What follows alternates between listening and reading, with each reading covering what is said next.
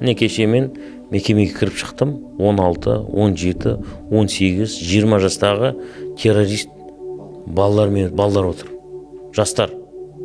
Бұл сипат бар ма? Пайғамбардың хадисінде сыртқы сипат ахдаthul аснан, жастар дейді пайғамбар.